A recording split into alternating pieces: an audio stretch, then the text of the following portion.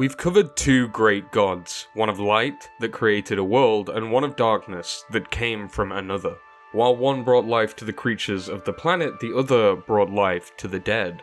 Protectors of the planet fought back against the growing dark forces, but eventually even the mighty races of humans and elves fell too. While we've taken a look into all of this, it does beg the question, what's happening elsewhere in Hytale's world? Disconnected from the grandiose lore epic we're all concocting in our minds, other stories are surely being told. Or are they connected? Dunno, we'll see. Welcome back to Kweebec Corner. My name's Connor, and today on Hytale Theory Talk, we discuss the rival factions of Zone 2, the Ferans and the Skaraks. More specifically, we're going to break down everything we know about their history so far, and using hints from descriptions, teaser images, and concept art, hopefully we'll figure out who or what the Sand Empress is. This video is sponsored by Server Pro. Server Pro has everything you need to host the next big Hytale server. With support for modding and scripting, why not start your adventure today and grab a free Minecraft server which you can swap over once Hytale is launched.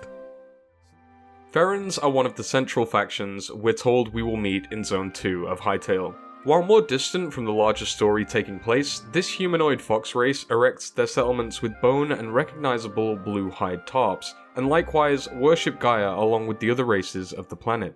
For this reason, and by the description of their standing, we know that they will present themselves as a neutral or friendly force towards the player. You will be required to perform tasks in order to get into their good books, and this will be tougher than doing the same with Zone 1's Kweebecs. These creatures are clearly used to the harsh desert conditions. They don skeletal helmets and armor, with braces marked with the elemental symbol for freedom or wind. Their settlements hold through thick sandstorms, and while hardened by their experiences as slaves and despite their multiple piercings, I think they look super cute.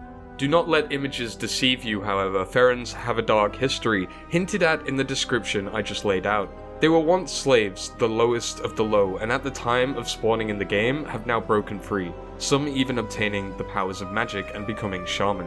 Of course, to understand the Ferans more, we'll need to untangle the deeply intertwined histories of both the Howling Sands' primary races.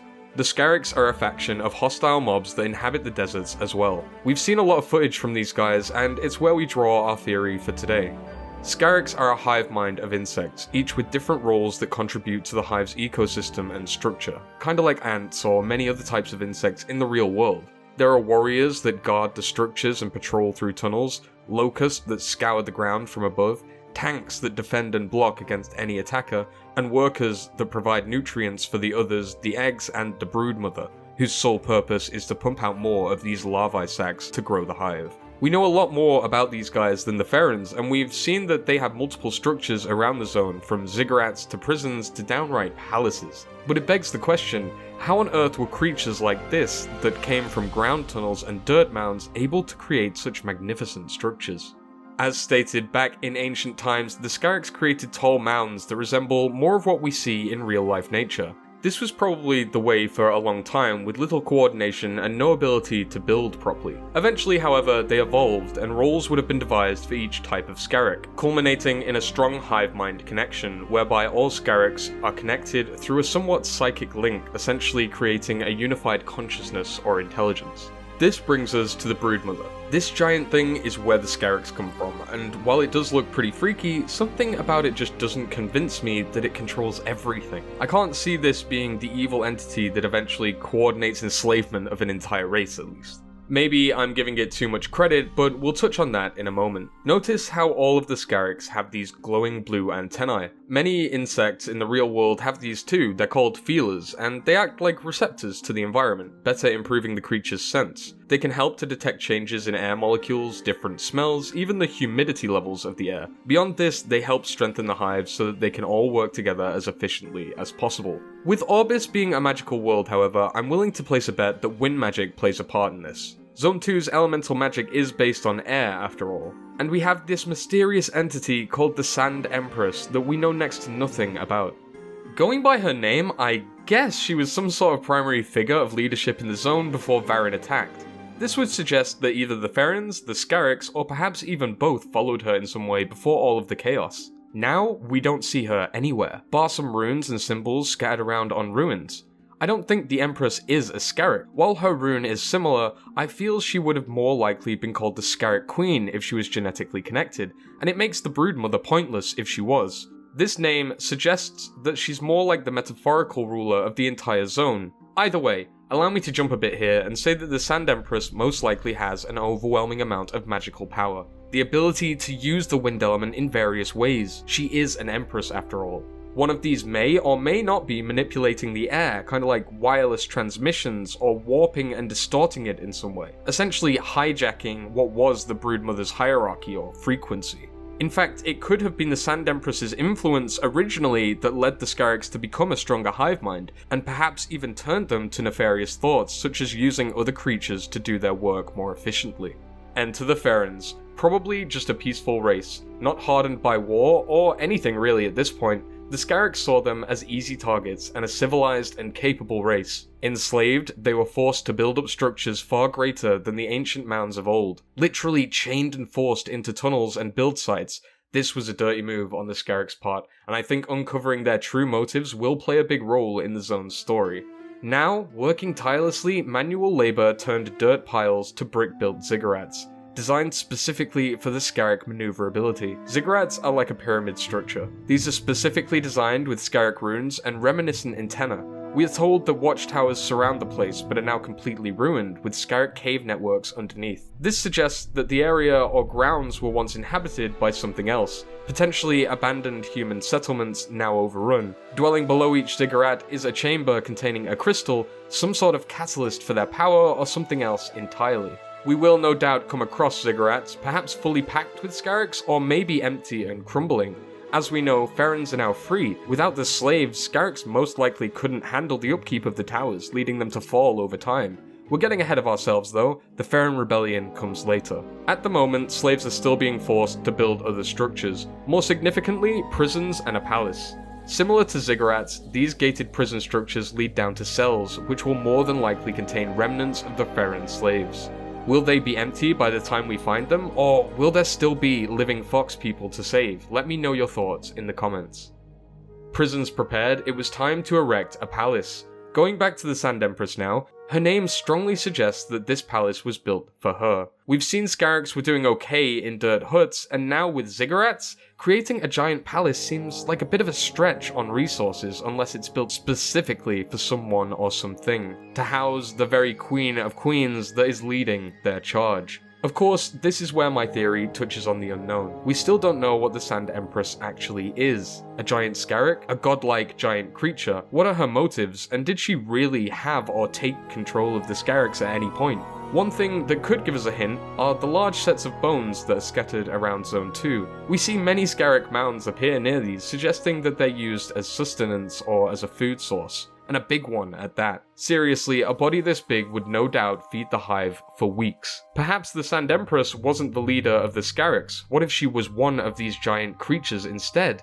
Let's look at the text surrounding the palace structure one more time. Similar to a ziggurat but far more fortified, the Sand Palace is surrounded by 4 watchtowers, inspired by the ancient wild hives. This shows that a lot more thought and precision went into these armoured towers, with holes made especially for insects to crawl in and out of, and to target oncoming enemies. The rune on the palace itself is far more complex than the others we've seen, with more lines or legs stemming from the body. Whether this is significant or just an architectural choice to make each prefab stand out, we don't know. But what we do know is that this palace isn't actually a palace at all. Think about it. We've got a giant structure in the center, surrounded by fortified walls and 4 heavily armed watchtowers defended by guards. Remind you of anything? A prison, perhaps? Well, maybe that would all make sense, except there's no actual cell, right? There's no prison. Well, I quote, "Underground, a big magic gate leads to the instance where the Sand Empress is imprisoned." Imprisoned, huh?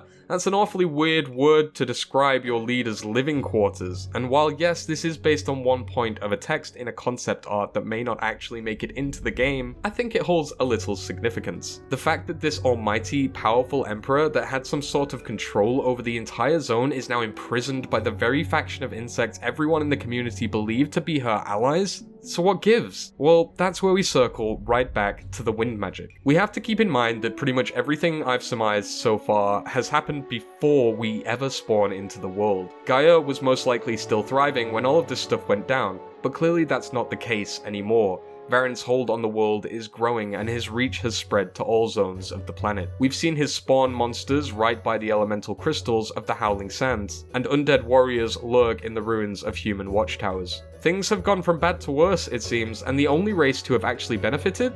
The Ferans.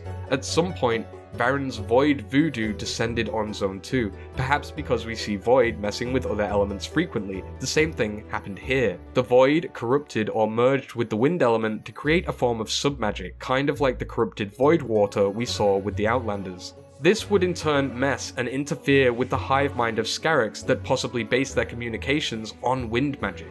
With Varen's interruption, he could have caused them to turn on their own Empress and subdue her in a prison of her own making to keep her at bay. Why else would she be forced so deep down into the palace, literally placed into her very own instance, unable to escape? It's not uncommon for hives of insects to turn on their queen, and whether genetic or magical, the connection has now seemingly been severed. It could be that the Skaraks are even feeding off the Sand Empress. Perhaps she had nothing to do with the Ferran enslavement at all. That could have been Varen from the start. Again, the timeline is real tricky here, so give me some leeway with the story crafting. At first, I thought Varen making them imprison the Empress would allow him to take control, but all Skaraks have the same glowing blue eyes, not green like the Outlanders. One thing is for sure though, whatever chaos went down, it helped the Ferans become free again. Either they rebelled, or they broke away when the Skaraks were weakened and confused by Varen. Their time with the Skaraks had forever scarred them, however. Now stronger, much more resilient, and with a burning passion to be free, the Ferans built up their ranks and settlements again to what we now see when we join the game. Some have even took to the enchantments of wind magic as elder shamans with long-horned skulls used as armor. These fearless foxes are no longer the weaklings picked on in ancient times,